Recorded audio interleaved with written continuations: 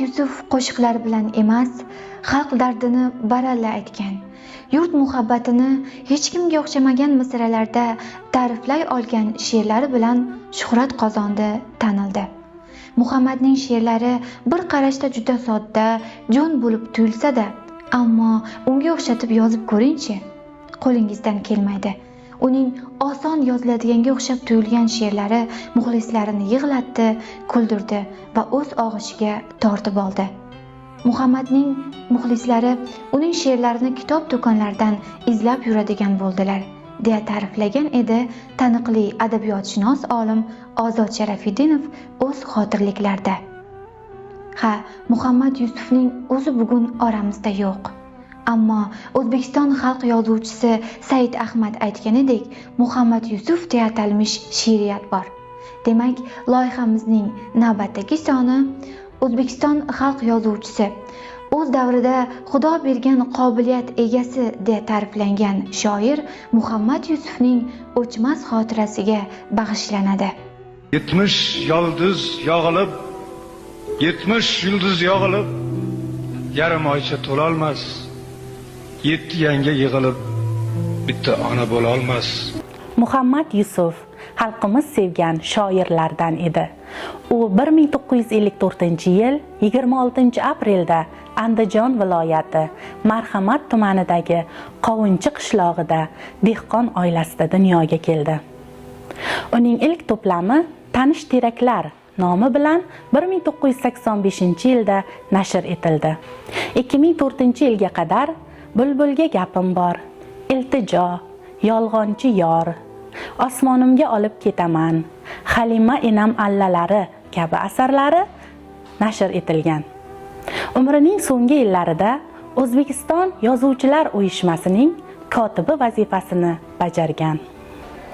Muhammad Yusuf rostgo'y shoir, halol va pokiza qalb egasi edi.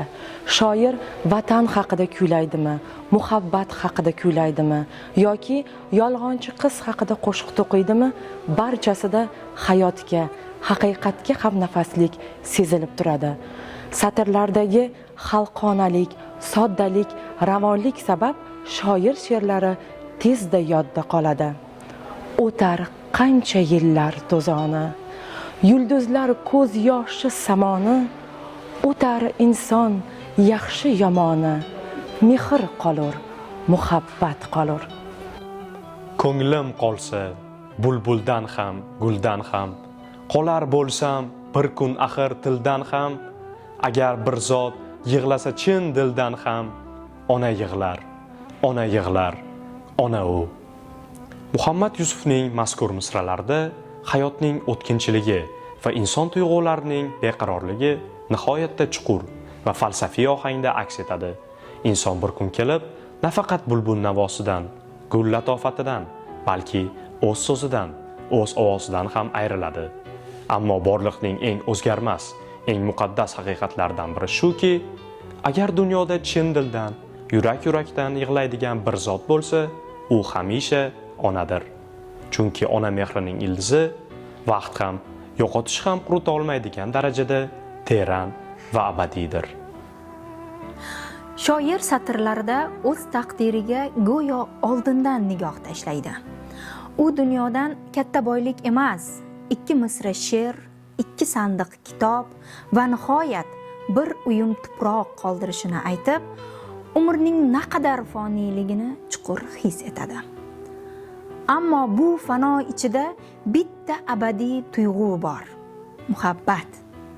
Odamlar nima desa der deya u dunyo hukmini inkor etadi va o'z qalbining yagona haqiqatini tanlaydi, sevgi. Lola obrazi esa yor emas, balki shoir qalbining eng nozik, eng muhim timsoli. Go'yo uning hayoti, ilhomning jamlanmasini tushunadi. Mendan nima qolar? 2 misra she'r, 2 sandiq kitob, bir uyum tuproq. Odamlar ortimdan nima desa der, men seni o'ylayman o'zimdan ko'proq. Lola, lolajonim, lola qizg'aldoq. She'rlari taqdiriga aylangan shoir 2001-yilning 31-avgustida Qoraqalpog'istonning Ellikqal'a tumanida ijodiy safar chog'ida yuzlab muxlislar qarshisida she'r o'qiyotgan paytda yurak xurujidan vafot etdi. Xuddi Boburdek, Shavkat Rahmondek Muhammad Yusuf ham bor yo'g'i 47 yil umr ko'rdi.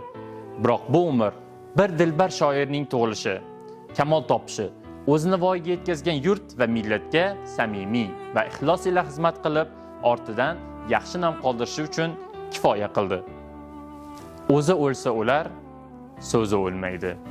Hamisha barhayot nasl shoirlar haqiqiy shoirning qabri bo'lmaydi. Yurakka ko'milar asl shoirlar.